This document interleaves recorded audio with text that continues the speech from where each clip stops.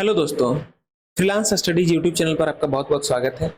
इस video lecture में हम लोग डिस्कस करने वाले हैं कि आईएएस के एग्जाम में जो प्रीलिम्स का एग्जाम होता है पेपर 1 यानी जनरल स्टडीज का जो पेपर होता है उसमें एंशिएंट इंडिया के ऊपर 2011 से लेकर 2022 तक जितने भी क्वेश्चंस पूछे गए हैं हम वो इस वीडियो लेक्चर में डिस्कस करने वाले हैं। तो चलिए वीडियो की शुरुआत करते हैं। पहला जो क्वेश्चन है वह है with reference to Indian history consider the following text, यानी कि पूछा गया है कि इनमें से जो कौन सी किताबें हैं, नीचे पुस्तकों के नाम है वो जैन टेक्स्ट हैं। तो पहला जो यहाँ पर किताब का नाम है वो है नेति प्रकरण, दूसरा है परिशिष्ट पर्वन, तीसरा है अवधनष्टका और चौथा है त्रिषष्टि लक्षण महापुराण। तो चार किताबों के नाम है, पुस्तकों के नाम है और इनमें से ये पूछा है कि इनमें से कौन से जो है वो जैन टेक्स्ट हैं। तो देखिए इस क्वेश्चन से हमें क्या पता चलता है। देखिए हम आपको एक चीज और क्लियर कर दें कि इसमें हम लोग आंसर को डिस्कस नहीं करेंगे, हम ये जानने की कोशिश करेंगे कि क्वेश्चन क्या पूछे जा रहे हैं, फिर उससे ये पता करने की कोशिश करेंगे कि हम लोग कैसे जो पूछा गया है उससे जो मेन बातें हैं वो निकाल के उसको अपने पढ़ाई में अप्लाई कर सकें, ताकि हमारी तैयारी जो है वो बिल्कुल सही तरीके से हो सके। ठीक है, तो देखिए यहाँ पर चार पुस्तकों के नाम है, तो इससे हमें ये पता चलता है कि हमें किस चीज के बारे में पूछा जाता है, पुस्तकों के बारे में पूछा जाता है। तो यहाँ पर हम लोग इस तरीके से नोट्स बनाएंगे अपने, यहाँ पर लिख लेंगे पुस्तक, एक 5 पेज की शीट ले लीजिए क्योंकि 5 पेज इनफ होंगे। ठीक है, इस मामले में एक 5 पेज की शीट ले लीजिए, इस तरफ ले लीजिए पुस्तक, उसके बगल में लिख लीजिए आप वो किस धर्म से संबंधित है, किस धर्म से संबंधित है। ठीक है, उसका लेखक आप लिख लीजिए, यहाँ पर लेखक कौन है, लेखक कौन है, वो किस भाषा में लिखी गई है, किस भाषा या लिपि में लिखी गई है। ठीक है, किस भाषा या लिपि में लिखी गई है, और उसके बाद आप देख लीजिए कि वो किस शासनकाल में लिखी गई, किस शासनकाल में वो लिखी गई। ठीक है, इतनी सारी चीजें हमें पता होनी चाहिए। नेक्स्ट चलते हैं, दूसरे नंबर क्वेश्चन से हम क्या सीखेंगे। दूसरा क्वेश्चन है with reference to Indian history consider the following pairs. यहाँ पर देखिए आपको पेयर दिख रहे हैं, ये देखिए 3 पेयर इस तरफ हैं और 3 पेयर इस तरफ हैं। ठीक है, एक तरफ नाम दिया गया है पर्सन्स का, आर्यदेव, नाथ मुनि और दिगनाग, ये 3 नाम दिए गए हैं, और इस तरफ है जैन स्कॉलर, बुद्धिस्ट स्कॉलर और वैष्णव स्कॉलर। और पूछा गया इनमें से कौन से करेक्टली मैच्ड हैं, यानी किसमें जो मिलान है बिल्कुल सही है। तो देखिए इस क्वेश्चन से हमें क्या सीखने को मिलता है कि क्वेश्चंस पूछे जाते हैं पर्सन्स के ऊपर। पर्सन्स में ये पूछे जाते हैं कि अगर कोई पर्सन आपके एनसीईआरटी में या स्टैंडर्ड बुक में आ रहा है नाम, जैसे कि आर्यदेव आया, यहाँ पर दिगनाग आए हैं, नाथ मुनि आए हैं, चाणक्य का नाम आपने सुना होगा, उसी तरीके से आर्यभट्ट का नाम आपने सुना होगा, उसके बाद आपने कालिदास का नाम सुना होगा, ब्रह्मगुप्त का नाम सुना होगा। इस तरीके से बहुत सारे जो पर्सनालिटीज हैं उनके नाम हमें पढ़ने को मिलते हैं अपने तैयारी के दौरान। तो हमें इस चीज में क्या गौर करना है कि वो आखिर जो पर्सन का नाम है, जैसे आर्यभट्ट का नाम लिया तो आज सब लोग जानते हैं कि आर्यभट्ट ने जीरो का खोज किया, इसके साथ साथ और भी कई सारे खगोलीय बातों के बारे में उन्होंने बताया, तो हमें इनके बारे में पता है। तो इसी तरीके से कोई भी नाम आवे आपके तैयारी के दौरान तो आप उसके लिए भी एक नोट्स बना सकते हैं, 5 पेज का, 5 पेज मैक्सिमम लगेंगे। तो आप एक तरफ लिख सकते हैं कि व्यक्ति का नाम, यहाँ पर व्यक्ति का नाम, और वो मतलब किस लिए प्रसिद्ध है, किस लिए प्रसिद्ध है, उसकी रचनाएं, रचनाएं ये आपको पता होनी चाहिए। उसके बाद देखिए वो किस शासन काल में रहे, ये भी आते हैं, जैसे कि कालिदास किसके दरबार में थे, आपने ये क्वेश्चन सुना होगा। ठीक है, किसके शासनकाल में थे, ये सारी चीजें आपको पता होना चाहिए। नेक्स्ट चलते हैं तीसरे नंबर क्वेश्चन के ऊपर। तीसरा नंबर क्वेश्चन है according to Kautilya's Arthashastra which of the following are correct.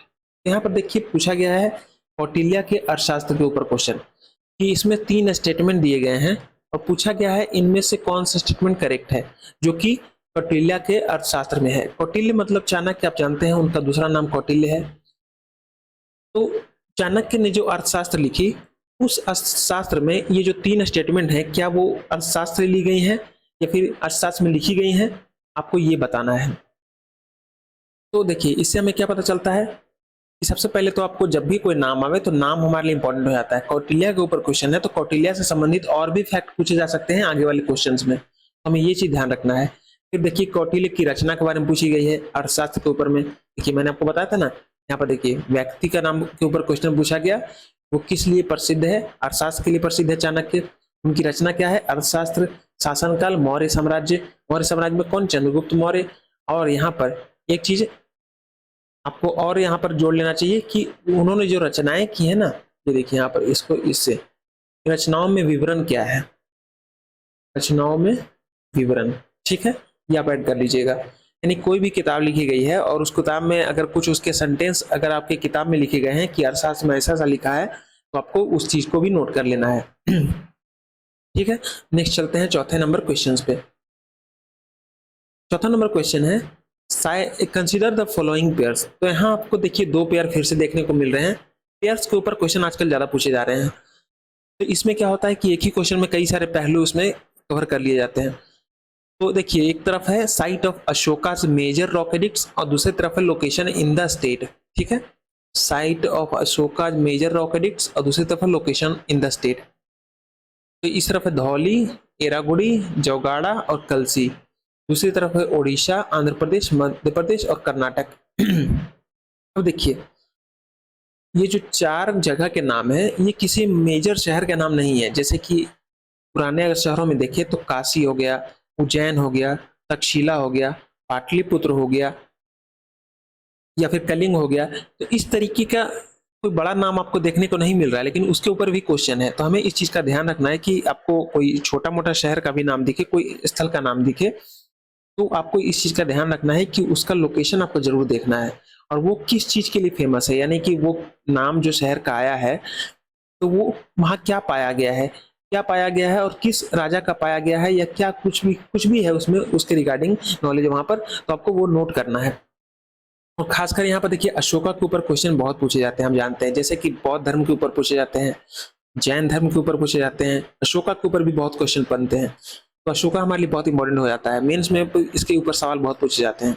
तो अशोका के कहाँ कहाँ पर रॉक एडिक्ट्स हैं, कहाँ कहाँ पर उन्होंने इंस्क्रिप्शन लिखवाए, किस रॉक एडिक्ट में क्या खासियत है, यानी उसमें क्या विवरण दिया हुआ। जैसे कहीं पर यह पूछा जाता है कि कलिंग का युद्ध है वो कौन से इंस्क्रिप्शन में मेंशन है, ऐसा क्वेश्चन पूछा जाता है। फिर उसके बाद ये पूछा जाता है कि अभी आपको एक क्वेश्चन आगे दिखाऊंगा, उसमें ये पूछा गया है कि किस स्टोन पोर्ट्रेट में सम्राट अशोक का एक स्टोन पोर्ट्रेट, यानी कि उसमें तस्वीर है, यानी कि पत्थर में उनका तस्वीर बनाया गया है, साथ साथ उसमें राजा अशोक नाम से, किंग अशोक या रानियो अशोक नाम से वो मेंशन है। अभी आपके क्वेश्चन में आगे दिखाने वाला हूँ। तो इस तरीके से क्वेश्चन पूछे जाते हैं। तो कोई भी इंस्क्रिप्शन वगैरह है, जैसे कोई भी इंस्क्रिप्शन आ जाए, आपको यहाँ पर लिख देता हूँ, कोई भी यहाँ पर इंस्क्रिप्शन आए या कोई भी रॉक एडिक्ट आए, रॉक एडिक्ट्स, उसके बाद कोई भी आपको टेम्पल दिखे, स्तूप दिखे, उसके बाद आपको कोई भी यहाँ मॉस्क, जैसे एंशिएंट इंडिया में तो मॉस्क देखने को नहीं मिलेंगे, लेकिन आगे ये आपको काम देंगे मॉस्क, तो अभी रहने देते हैं इसको। तो इस तरीके से फिर आपको कहीं पर स्तंभ मिलते हैं, स्तंभ, अशोक स्तंभ का नाम आपने सुना होगा। ठीक है, तो इस तरीके के जो जितने भी स्कल्पचर और मूर्तियां और मंदिर, ये सारी चीजें मिलती हैं। कहीं पर सिक्के मिल रहे हैं, ठीक है, कहीं पर सिक्के मिलते हैं। जैसे हड़प्पा वालों में क्या है, आपको बहुत सारी रचनाएं मिलती हैं। जैसे कहीं पर किले मिल रहे हैं कि वहां पर 2 किले में बटे हुए थे, कहीं पर 3 भागों में बटे हुए थे शहर।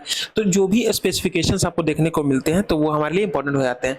अब जैसे कोई भी शहर का नाम आया तो आपका लोकेशन उसका जरूर देखना है। ठीक है, कोई भी शहर आया, कोई भी जगह आया, स्थल आया, तो आपको उसका लोकेशन जरूर आपको मैप पर लोकेट करना है। उसके लिए भी आप एक मैप वाला एक नोट्स बना लीजिए, मैप नोट्स, और वहां पर इस तरीके से आप इसको जहां भी आपको दिखे उसको बस लोकेट करते जाइए और उसका विवरण भी लिखते जाइए कि यहाँ पर ये पाया गया है। ठीक है, विवरण। ठीक है, नेक्स्ट चलते हैं।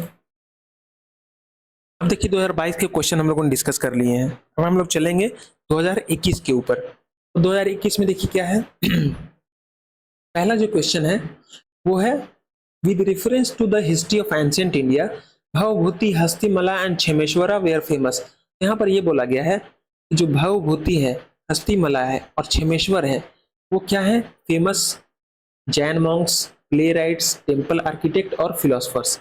अब देखिए 3 पर्सन के नाम है। मैंने आपको पिछले लेक्चर में बताया था किसी भी पर्सन के बारे में कोई जानकारी अगर आपको मिले किताब में तो कैसे उसको डील करना है। ये देखिए, उस व्यक्ति को आपको नाम लिख लेना है, वो किस लिए प्रसिद्ध है वो आपको लिख लेना है, उसकी रचनाएं कौन कौन सी हैं ये आपको लिख लेना है। उसके बाद शासनकाल, वो किसके शासनकाल में आया था या किसके शासनकाल में वो दरबार में रहा ये आपको लिखना है। और उसने जो रचनाएं की है उसने उसका क्या विवरण है उसमें, यानी कि जो रचनाएं की है उसमें क्या क्या बातें लिखी हुई है ये आपको होना चाहिए। तो उसी को लेके यहाँ पर देखिए 2021 में ऑलरेडी क्वेश्चन पूछा गया था, जिसको उसी पैटर्न को 2022 में भी दोहराया गया। यहाँ पर देखिए 3 नाम है, भवभूति, दूसरा नाम है हस्तिमला और तीसरा नाम है क्षेमेश्वरा। तो ये किस लिए प्रसिद्ध है ये आपको जानकारी होती तो आप इस क्वेश्चन का आंसर आराम से दे सकते हैं। ठीक है, नेक्स्ट चलते हैं।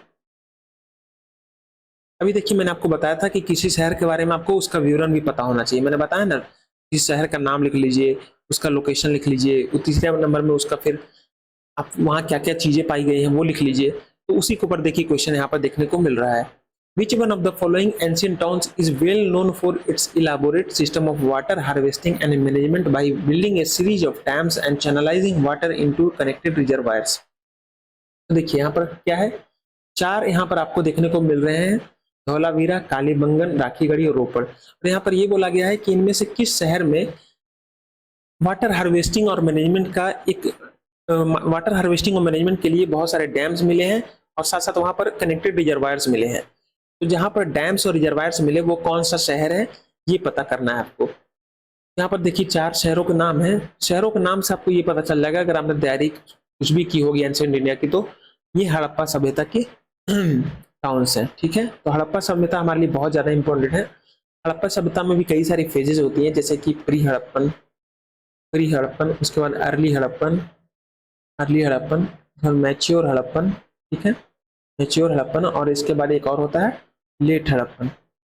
ठीक है, तो इसमें कौन कौन से शहर हैं, इसमें कौन से शहर हैं, कौन से शहर हैं, कौन से शहर हैं, उसके बाद इसकी कैसे कैसे समाज का विकास हुआ इसमें। जैसे शहरों के नाम आप ऐसे भी लिख सकते हैं, शहर का इसमें कौन कौन से शहर हैं, इसमें शहरों के नाम, इसमें। उसके बाद यहाँ पर अर्थव्यवस्था प्री में कैसी थी, अर्ली में कैसी थी, फिर उसके बाद मैच्योर में कैसी थी, लेट में कैसी थी, फिर समाज व्यवस्था, ये सारी चीजें आपको इस तरीके से नोट्स बनाने चाहिए। ठीक है, इससे क्या होगा कि आपको रिवाइज करने में बहुत आसानी होगी और चीजें ज्यादा समझ में आएगी। तो जैसे किसी शहर में यहाँ पर कौन सी चीजें पाई गई हैं इसके ऊपर सवाल है। तो मैंने आपको बताया ना पिछले बार, यहाँ पर आप लिख लीजिए शहर, यहाँ पर लिख लीजिए उसका लोकेशन और उसके बारे में विवरण। ठीक है, विवरण कि वो किस लिए प्रसिद्ध है, वहाँ क्या पाया गया है, ये सारी चीजें। ठीक है, तो उसी के ऊपर ये सवाल था। नेक्स्ट चलते हैं तीसरे नंबर क्वेश्चन पे। From the decline of the Guptas until the rise of Harshvardhan in the early 7th century, which of the following kingdoms were holding power in northern India? यहाँ पर ये बोला जा रहा है कि जब गुप्तों का डिक्लाइन हुआ, यानी गुप्त साम्राज्य का जब पतन हुआ और जब हर्षवर्धन का राइज हुआ, यानी हर्षवर्धन नाम आपने सुना होगा जिनके दरबार में कवि वान भट्ट थे। तो जब गुप्तों का डिक्लाइन हुआ, यहाँ पर देखिए गुप्तों का मान लिया यहाँ पर पतन हो गया, गुप्तों का पतन। फिर उसके बाद यहाँ पर क्या हुआ, सॉरी यहाँ पर गलत लाइन खींच लिया गया है। हाँ, यहाँ पर ये देखिए टाइम फ्रेम है। ठीक है, ये है टाइम फ्रेम हर्षवर्धन। ठीक है, यहाँ पर गुप्तों का पतन हुआ, ये टाइम पीरियड है एडी, चूंकि गुप्तों का एडी में शुरू होता है। एडी में उन्होंने मतलब शासन किया था ईसा के बाद। तो यहाँ पर देखिए ये है, तो यहाँ पर ये पूछा गया है कि जब गुप्तों का पतन हुआ और हर्षवर्धन का राइज हुआ तो बीच में जो टाइम पीरियड था, तो इस समय नदर्न इंडिया में, ये देखिए नदर्न इंडिया में कौन कौन से राजवंश शासन कर रहे थे।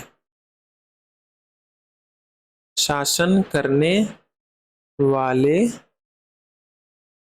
राजवंश कौन थे, ये पूछा है, इसके बारे में क्वेश्चन है।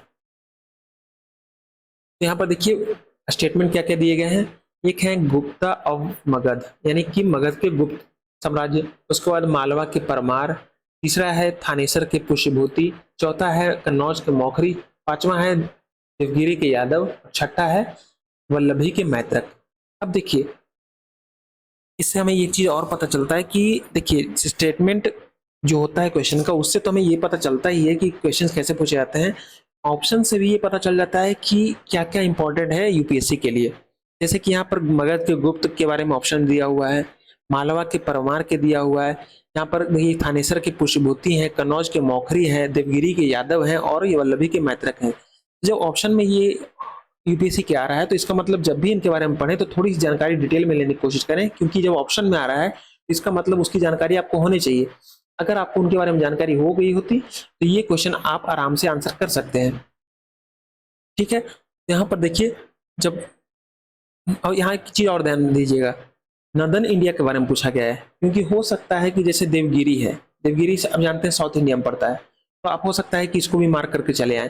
तो इसको आपको ध्यान में देखना है कि यहाँ पर नॉर्दर्न इंडिया के बारे में बात हो रही है, तो सिर्फ उन्हीं स्टेट के बारे में हमें देखना है जो कि नॉर्दर्न इंडिया में शासन कर रहे थे। ठीक है, नेक्स्ट चलते हैं चौथे नंबर क्वेश्चन पे। With reference to the history of ancient India which of the following statements is are correct. यहाँ पर 3 स्टेटमेंट दिए गए हैं और ये पूछा गया है कि एंशिएंट इंडिया की हिस्ट्री में इनमें से कौन कौन से करेक्ट हैं।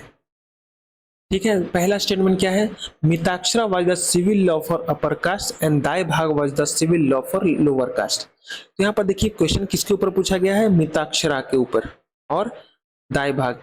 आपको पता है मिताक्षरा और दाई भाग क्या होते हैं, अगर आपने तैयारी अच्छे से की है तो आपको पता होंगे, लेकिन नहीं पता तो ये आर एस शर्मा में आते हैं इसका मेंशन। मिताक्षरा और दाई भाग जो सिस्टम है वो एक्चुअली क्या है एक लॉ है यानी कानून है जो कि एंशिएंट इंडिया में चलते थे। सामाजिक नियमों को यहाँ पर इस नियम के जरिए देखा जाता था। तो 2 तरह के लॉ थे, एक मिताक्षरा सिस्टम, एक दाईभाग सिस्टम। तो मिताक्षरा में जो है ये देखिए इस तरफ मिताक्षरा है और एक तरफ है दाईभाग। देखिए यहाँ से एक चीज और मैं आपको बताना चाहूंगा कि कोई भी टर्म आपको किताब में पढ़ते हुए मिले, जैसे नए नए जो अभी तैयारी जिन्होंने शुरू की है और ये लेक्चर को सुन रहे हैं, तो मैं उनके लिए बता दूं कि कोई भी टर्म आए आपके किताब में, आप जब एनसीईआरटी पढ़ रहे हैं तो कोई टर्म आए जैसे मिताक्षरा और दाईभाग, आप अगर पहले से तैयारी नहीं करते होंगे तो आपको इनके बारे में मतलब नहीं पता होगा। अभी अभी मैंने बताया तब आपको इसका मतलब पता चला है। ठीक है, तो इस तरीके से बहुत सारे टर्म्स आएंगे। जैसे अभी आपको आने वाले लेक्चर में आपको दिखेगा एक टर्म विष्टि, ठीक है, विष्टि एक टर्म आएगा विष्टि। तो विष्टि क्या है आपको पता चल रहा है, इसके बारे में नहीं पता चलेगा। उसी तरीके से धर्म महामात्र ये भी टर्म आता है, क्या आपको इसके बारे में पता है। गोपक टर्म आता है, तो आपको इसका टर्म तो मतलब पता है, नहीं पता होगा अगर नए नए तैयारी करते होंगे। तो कोई भी टर्म आए तो मैं इसके लिए बता रहा हूँ आपको सजेशन, बहुत ही सॉलिड सा। आप फिर से एक 5 पेज का लिख लीजिए, एक नोट्स बनाइए, उसमें एक तरफ लिख लीजिए टर्म यानी शब्दावली और उसके सामने उसका अर्थ लिख लीजिए। और अगर शासनकाल लिख सके तो और भी ज्यादा बढ़िया हो, क्योंकि टर्म के शब्द के जो अर्थ हैं वो कभी कभी बदल भी जाते हैं अलग अलग शासनकाल में। ठीक है, ये चीज का आप एक अलग नोट बना लीजिए, तो इससे आपको बहुत ज्यादा आसानी होगी। जैसे कि मिताक्षरा और दाईभाग भी है, उसको भी इसमें शामिल कर सकते हैं कि उसका अर्थ क्या है, उसका शासनकाल की बात हो रही है, यानी कि क्या वैदिक पीरियड का है, काल या शासनकाल एक ही बात है कि वैदिक पीरियड का है या फिर मौर्य पीरियड का है या फिर गुप्त पीरियड का ये सिस्टम है, ये आपको पता होना चाहिए। ठीक है, और इसका विवरण अर्थ तो हो गया, ये चीज क्या है, जैसे ये लॉ है, ये हमने यहाँ पर लिख दिया लॉ है, यहाँ पर मिताक्षरा लिखा और यहाँ पर लिख दिया लॉ है, लॉ सिस्टम। ठीक है, लॉ सिस्टम, लेकिन इसका विवरण भी आप लिख दीजिए यहाँ पर, विवरण यानी कि उसमें क्या क्या बातें लिखी गई हैं, मिताक्षरा के अंदर 2-3 बातें जो भी लिखी गई हैं उसका विवरण भी आप यहाँ पर दे देंगे, तो आपको रिवाइज करने में भी आसानी होगी, चीजें ज्यादा समझ में आएंगी और रिवाइज भी आराम से कर पाएंगे आप। ठीक है, तो पहला में जो स्टेटमेंट है वो क्या है कि मिताक्षरा जो है वो अपर कास्ट के लिए सिविल लॉ है, जबकि दाईभाग जो है वो लोअर कास्ट के लिए सिविल लॉ है। तो क्या ये सही है? दूसरा जो स्टेटमेंट है कि in the Mitakshara system the sons can claim right to the property during the life time of the father, whereas in the Dayabhaga system it is only after the death of the father that the sons can claim right to the property. यहाँ पर ये पूछा जा रहा है कि जो Mitakshara system है तो उसमें जो सन्स के राइट है, यानी कि जो बेटे जो होते हैं परिवार में, आप जानते हैं कि परिवार होता है एक, उसमें माँ, बेटे, दादा, दादी, पोते, पोती सब होते हैं। तो जब इनहेरिटेंस होता है, यानी कि जो एक पीढ़ी से दूसरे पीढ़ी में जब प्रॉपर्टी का ट्रांसफर होता है, तो मिताक्षर सिस्टम में ये प्रोविजन था, ये पूछा गया है क्या मिताक्षर सिस्टम में ये प्रोविजन था कि सबसे पहले तो ये क्या अपर कास्ट के लिए था। दूसरा ये पूछा है कि क्या पिता के जिंदा रहते हुए बेटा अपनी प्रॉपर्टी में मांग कर सकता है, यानी पिता की प्रॉपर्टी में अपना हक मांग सकता है पिता के जिंदा रहते हुए, जबकि दायभाग सिस्टम में क्या ऐसा प्रोविजन है कि नहीं, पिता जब मर जाएंगे तभी फिर बेटे उसके ऊपर क्लेम कर सकते हैं। तो ये एक स्टेटमेंट आपको देखने को यहाँ पर मिल रहा है। तीसरा जो स्टेटमेंट है कि the Mitakshara system deals with the matters related to the property held by male members only of a family, whereas the Dayabhaga system deals with the matters related to the property held by both male and female members of a family. यहाँ पर साफ साफ ये लिखा हुआ है कि Mitakshara system में क्या ये लिखा हुआ है कि प्रॉपर्टी जो है वो सिर्फ मेल मेंबर्स के पास होंगी, जबकि दायभाग सिस्टम में ये लिखा हुआ है कि प्रॉपर्टी दोनों के पास होगी, मेल और फीमेल दोनों। तो इनमें से कौन सा स्टेटमेंट सही है वो आपको बताना है। ठीक है, मैंने आपको ये बता दिया। अब चलते हैं नेक्स्ट क्वेश्चन पे। अब देखिए 2 साल के क्वेश्चन हम लोग डिस्कस कर चुके हैं, 2022 और 2021। अब हम लोग 2020 के क्वेश्चन को देखेंगे। ठीक है, पहला जो इस साल का क्वेश्चन है 2020 का, वो है with reference to religious history of India consider the following statement. यहाँ पर देखिए 3 स्टेटमेंट दिए गए हैं, 3 स्टेटमेंट, और ये पूछा गया है इनमें से कौन सा स्टेटमेंट करेक्ट और इनकरेक्ट है। इज आर करेक्ट, करेक्ट के ऊपर सवाल है। अब देखिए मैं आपसे ये थोड़ा सा आपको जानकारी होगी इस बारे में, लेकिन थोड़ा सा आगाह करने के लिए, क्योंकि आदमी का नेचर है भूल जाते हैं, हम भी भूल जाते हैं। तो उसमें क्या होता है कि हम लोग जल्दबाजी में जब कोई क्वेश्चन आता है ना, तो हम लोग इतने एक्साइटेड हो जाते हैं कभी कभी कि हम करेक्ट और इनकरेक्ट जो क्वेश्चन की डिमांड है वो अच्छे से पढ़ते नहीं और आंसर में टिक लगा देते हैं या घेरा कर देते हैं। तो उससे हमारा क्वेश्चन जो है वो जो सही हो सकता था वो हमें निगेटिव में ले जाता है। तो एक तो आपका नंबर 1.33 बढ़ना चाहिए, उल्टा आपका नंबर जो है 1.33, सॉरी 1 नंबर बढ़ना चाहिए, उल्टा आपका नंबर 0.33 घट गया, यानी प्लस होना चाहिए और माइनस हो गया, यानी कि टोटल लॉस कितना हुआ, 1.33 नंबर का लॉस आपको मिल गया। तो इसीलिए मैं आपको कहता हूं कि करेक्ट इनकरेक्ट ये सारी चीजें आपको पता होनी चाहिए। ठीक है, अब देखिए क्वेश्चन क्या बोल रहा है कि 3 स्टेटमेंट है और पूछा गया है कि कौन से स्टेटमेंट में से करेक्ट है। पहला statement, Sthaviravadins belong to Mahayana Buddhism. अब मैंने अभी अभी आपको एक बात बताई थी कि कोई भी टर्म आए तो उसको आपको कैसे डील करना है, कैसे उसका नोट्स बनाना है। तो इसमें आपको कोई टर्म दिख रहा है आपको, मुझे बताइए जरा, जो खासकर नए लोग हैं आप जरा सोचिए 2 मिनट कि क्या आपको स्थाविर वदीन का मतलब पता है, क्या आपको महायान का मतलब पता है। बुद्धिज्म का मतलब तो आपको पता होगा, लेकिन क्या आपको स्थाविर वदीन का मतलब पता है, महायान का मतलब पता है। दूसरा बात, Lokottaravadin sect was an offshoot of Mahasanghika of sect of Buddhism. यहाँ पर ये बोला जा रहा है कि जो बुद्धिज्म का जो महासंघिका सेक्ट है उसका एक ऑफशूट है लोकोत्तर वदीन। तो क्या आपको लोकोत्तर वदीन के बारे में पता था। The deification of Buddhism by Mahasanghika foster the Mahayana Buddhism. तीसरा में है कि जो महायान बुद्धिज्म है उसका एक फीचर है कि वहां पर बुद्ध का डाइफिकेशन किया गया है, यानी कि बुद्ध को देवता माना गया है। तो यहाँ पर देखिए 3 स्टेटमेंट दिए गए हैं और पूछा गया है इनमें से कौन सा करेक्ट है। तो मैंने जैसे आपको बताया था कि ये देखिए एक टर्म ये है, एक टर्म आपका महायान है, एक टर्म यानी शब्दावली लोकोत्तर वदीन है, एक टर्म आपका महासंघिका है। तो ये देखिए 4 टर्म आपको देखने को मिल रहे हैं। तो जब भी आप पढ़ें तो महायान जैसे आप पढ़ रहे हैं तो आपको उसी समय उसका जैसे मैंने पिछले लेक्चर में बताया था, आपको फिर से दिखा दूं। ये देखिए यहाँ टर्म लिख लीजिए शब्दावली, एक तरफ उसका अर्थ लिख लीजिए कि शासनकाल या काल में है, शासनकाल या काल यानी बुद्ध पीरियड का है, मौर्य पीरियड का है, गुप्त पीरियड का है, हर्षवर्धन का है, वो सारी बातें आपको पता होनी चाहिए, यहाँ पर लिख लीजिएगा। उसके बाद उसका विवरण यानी किस लिए वो जाना जाता है, उसमें जो बातें उसके लिए बताई गई हैं वो लिख लीजिएगा। ठीक, अब एक चीज यहाँ पर और आपको मत बता दूं, जैसे ये क्वेश्चन पूछा गया ना, तो पूछा गया है महायान और महासंघिका और लोकोत्तर वदीन के बारे में। यहाँ पर मेनली जो पूछा गया है वो है धर्म के ऊपर, बुद्धिज्म बुद्धिज्म एक धर्म है, उसके सेक्ट के ऊपर, सेक्ट का मतलब उसके संप्रदाय, ठीक है, संप्रदाय, और ऑफशूट, ऑफशूट यानी उप संप्रदाय। जैसे अभी क्या है, हमारा इंडिया है, ठीक है, इंडिया है, उसके स्टेट्स रहते हैं और उसके डिस्ट्रिक्ट रहते हैं, डिस्ट्रिक्ट रहते हैं, ठीक है। तो जैसे इंडिया स्टेट्स में बटा है, स्टेट्स डिस्ट्रिक्ट में बटे हैं, उसी तरीके से धर्म भी सेक्ट में बटे हैं और सेक्ट भी ऑफशूट में बटे हैं। तो उसी के ऊपर सवाल है कि जब बुद्धिज्म यहाँ पर है तो क्या उसका एक सेक्ट महायान है, और महायान का भी जो स्थाविरवादीन है वो महायान से बिलोंग करते हैं। उसके बाद जो बुद्धिज्म का एक सेक्ट है महासंघिका, तो उसका क्या ऑफशूट एक लोकोत्तरवादीन है। उसके बाद महायान बुद्धिज्म का फीचर क्या है, इसके ऊपर भी सवाल है। तो हमें देखिए क्या क्या बातें ध्यान रखनी है, धर्म के बारे में लिखना है, सेक्ट उसका लिखना है, ऑफशूट भी लिखना है, और साथ साथ उसके फीचर्स, जैसे सेक्ट के फीचर्स होते हैं, फीचर्स यानी अगर हीनयान है, हीनयान है, महायान है, ठीक है। उसके बाद आपने नाम सुना होगा श्वेतांबर है, श्वेतांबर है और दिगंबर है, ठीक है।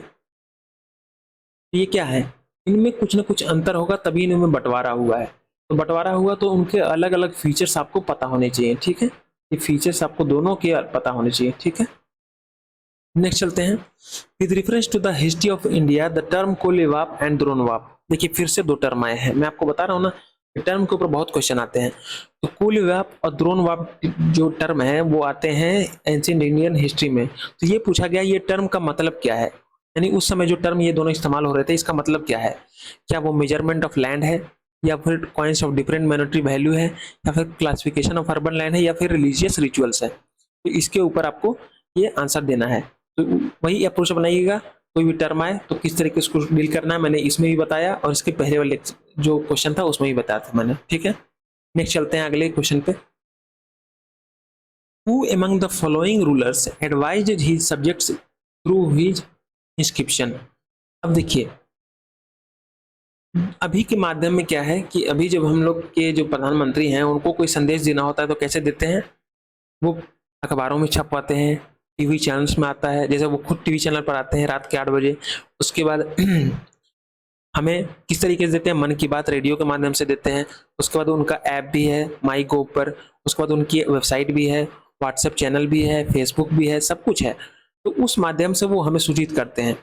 लेकिन पुराने समय में इतनी एडवांस टेक्नोलॉजी तो थी नहीं, ना पेपर थे, न मीडिया था, न सोशल मीडिया था, न इंटरनेट था, कुछ भी नहीं था। तो उस समय कैसे अपने जो शासक थे वो लोगों को अपने बारे में बताते थे, या अपनी नीतियों के बारे में बताते थे, या अपनी प्रजा को निर्देशित करते थे, शिक्षित करते थे। कैसे करते थे, यानी अपने निर्णयों के बारे में बताते थे। कैसे बताते थे, तो उसके लिए वो क्या करते थे, जो शहर हैं, शहर के जो मेन मेन चौराहे हैं, गली हैं, और जो बाजार हैं, वहां पर क्या करते थे वो, या फिर जो मार्ग है, प्रमुख प्रमुख मार्ग है, जैसे हाईवे है, मान लिया यहाँ पर देखिए एक हाईवे है, यहाँ से NH2 आ रहा है, मान लिया NH2 आ रहा है, इधर से NH मान लिया 35 आ रहा है, ठीक है। और यहाँ पर ये दोनों एक दूसरे को काटते हैं, ठीक है। तो यहाँ पर जो काट रहे हैं तो यहाँ पर क्या करेगा अशोक, यहाँ पर एक इंस्क्रिप्शन लगवा देगा, यानी पत्थर का कोई शिला है उस पर अपनी बातें वो करवा देगा। यानी कि वहां पर पत्थर पर कैसे लिखाई होती है तो उसे लिखवा के, और पत्थर पर क्यों लिखवाते हैं, क्योंकि ये हमेशा के लिए रह जाए। पत्थर को तो मिटा नहीं सकता जब तक उसको कोई तोड़े ना, ठीक है। ये बहुत समय तक रह सकते थे। और ऐसे प्रमुख प्रमुख मार्गों पर, और फिर कोई बड़ा शहर है उसके प्रमुख प्रमुख बाजारों पर, मान लिया यहाँ बाजार है, यहाँ बाजार है, तो वहां पर इन चीजों को लगवा दिया जाता था, ताकि सबसे ज्यादा लोग वहीं पर आते हैं तो उनको इनके निर्णयों के बारे में जानकारी मिल सके। तो ऐसे बहुत सारे राजाओं ने ऐसा काम किया, और उसमें सबसे पहला जो करने वाला था वो अशोक था। तो अशोक ने ऐसे बहुत सारे इंस्क्रिप्शन लिखवाए, रॉक एडिक्ट्स लगवाए, और उसके साथ साथ अपने जो अधिकारी हैं और जो उसके पुत्र पुत्री भी हैं उनको भेजा है जगह जगहों पर, ताकि वो अपनी नीतियों के बारे में सबको बता सके। तो यहाँ पर ये पूछा गया है कि किस इंस्क्रिप्शन में, यहाँ देखिए इंस्क्रिप्शन के ऊपर सवाल है, तो इंस्क्रिप्शन आपको लिए इंपॉर्टेंट हो जाते हैं। इंस्क्रिप्शन आपको अच्छे से पढ़ना चाहिए कि इंस्क्रिप्शन में कौन सी बातें लिखी गई हैं।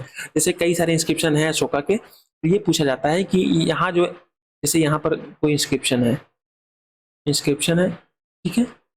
यहाँ पर ये पूछेगा इसका लोकेशन कहाँ है, ये पूछेगा लोकेशन किस शहर में है, उसके बाद उसमें क्या क्या विवरण दिया हुआ है ये पूछा जाता है, ठीक है, ये भी पूछा जाता है।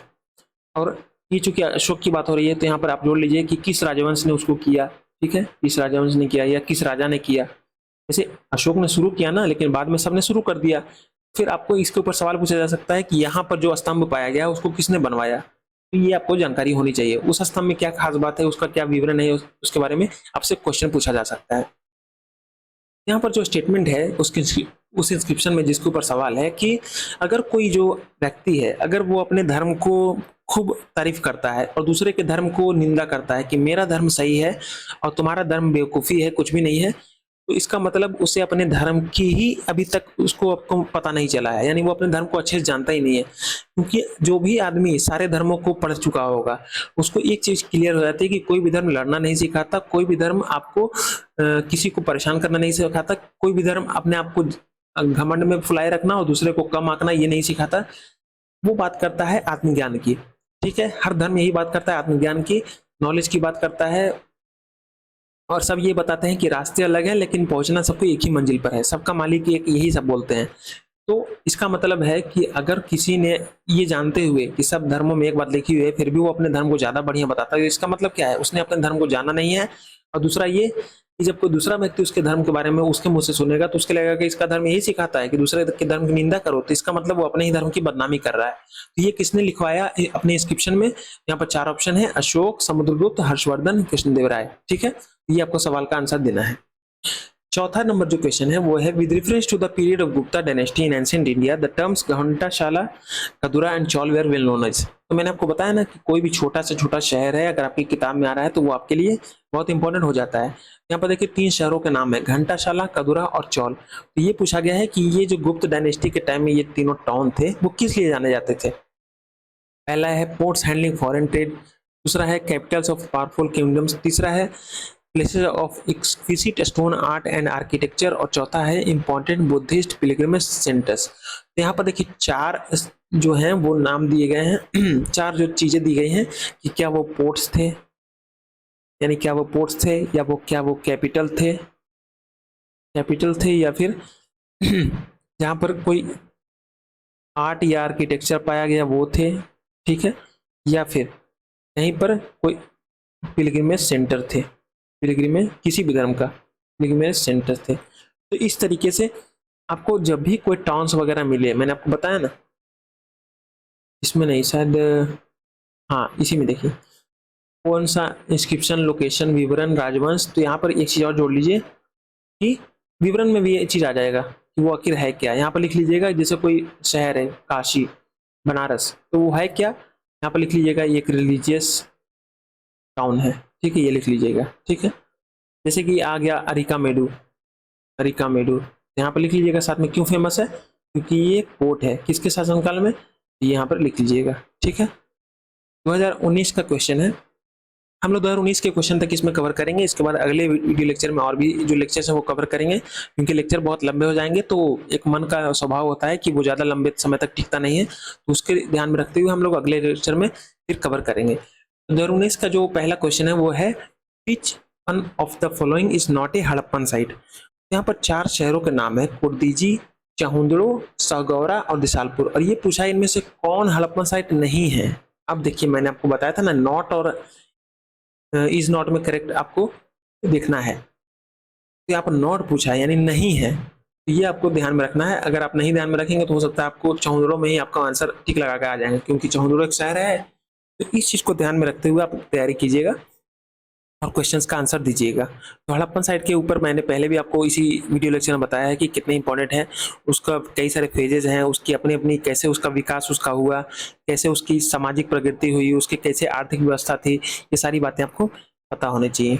नेक्स्ट चलते हैं, मैंने आपको बताया था इसके पहले नेक्स्ट क्वेश्चन में के बारे में पहले ही कि कई सारे जो इंस्क्रिप्शन है, रॉक एडिक्ट्स है, तो वहाँ पर जो राजा हैं वो अपने आदेश लिखवाते हैं, आदेश तो लिखवाते हैं, लेकिन कई सारी जगह ऐसा होता है कि राजा अपने बारे में तारीफ भी करवाते हैं और अपने थोड़ी सी अपना परिचय देते हैं। तो जैसे कि एक इंस्क्रिप्शन है रिलीफ स्कल्पचर इंस्क्रिप्शन, ये देखिए रिलीफ स्कल्पचर इंस्क्रिप्शन है, वहां पर रन्यू अशोक ये नाम लिखा हुआ है, जिसका मतलब होता है राजा अशोक, ठीक है। तो ये नाम किसी इंस्क्रिप्शन में अशोक ने लिखवाया है, और साथ साथ उसकी स्टोन पोर्ट्रेट है, यानी कि पत्थर की मूर्ति भी है, वहां पर पत्थर की मूर्ति उस इंस्क्रिप्शन में छपवाई गई है या खुदवाई गई है। ठीक है, तो ये कौन सा जो स्कल्पचर है वो यहाँ पाया गया है?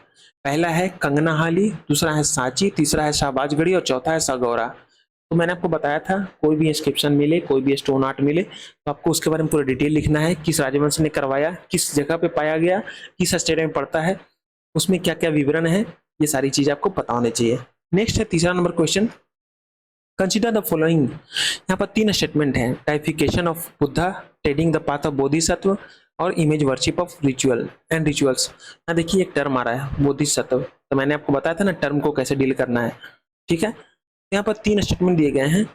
यहाँ पर पूछा गया है कि इनमें से कौन कौन से फीचर है महायान बुद्धिज्म के। इसके ऊपर भी मैं पहले ही इस वीडियो लेक्चर में बता चुका हूँ कि कोई भी धर्म आए, अगर उसका कोई संप्रदाय टूटा हो, उससे कोई उप संप्रदाय टूटा हो, तो उसका फीचर आपको पता होना चाहिए। ये मैं आपको पहले ही बता चुका हूँ। नेक्स्ट चलते हैं, आज का ये लास्ट क्वेश्चन है। तो आई होप कि आपको ये वीडियो पसंद आया होगा। अगर पसंद आया तो प्लीज़ इसको लाइक करें, सब्सक्राइब करें, और अगर आपके कोई दोस्त वगैरह हैं तो कोई भूलने की जरूरत नहीं, आप उसको शेयर भी कर सकते हैं। तो आज के इस लास्ट क्वेश्चन के साथ हम आपसे विदा लेंगे। तो चलिए आज का लास्ट क्वेश्चन देख लेते हैं। With reference to forced labour Vishti in India during the Gupta period, which one of the following statements is correct. यहाँ पर ये पूछा गया है कि जो फोर्स्ड लेबर विस्टी, मैंने ये भी बताया था आपको टर्म विस्टी इसी लेक्चर में, कि विस्टी जो जिसका मतलब होता है फोर्स्ड लेबर, तो वो जो गुप्ता पीरियड के टाइम में चल रहा था, तो उसके बारे में कौन से करेक्ट है ये बताना है। 4 स्टेटमेंट दिए गए हैं और ये पूछा है कि फोर्स्ड लेबर जो विस्टी जो गुप्ता पीरियड के टाइम में प्रिवेलेंट थी यानी प्रचलित थी, वो इसके रिगार्डिंग 4 स्टेटमेंट है, वो कौन से सही है।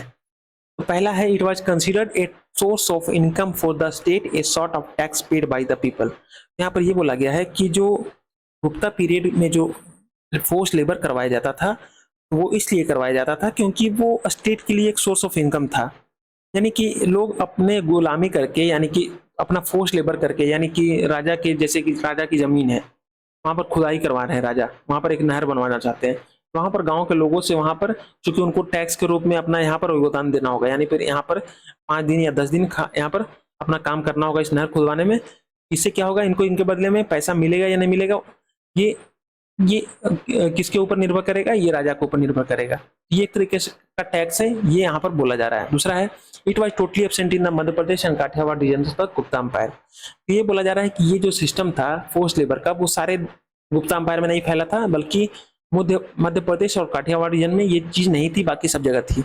तीसरा स्टेटमेंट है कि the force labour was entitled to weekly wages. तो यहाँ पर ये पूछा जा रहा है कि जो फोर्स लेबर जो 5-10 दिन का जो काम करवाया, उसके बदले उसको सप्ताह में पैसे मिल जाते थे। तो ये स्टेटमेंट है। चौथा है कि the eldest son of the labourer was sent as the forced labourer.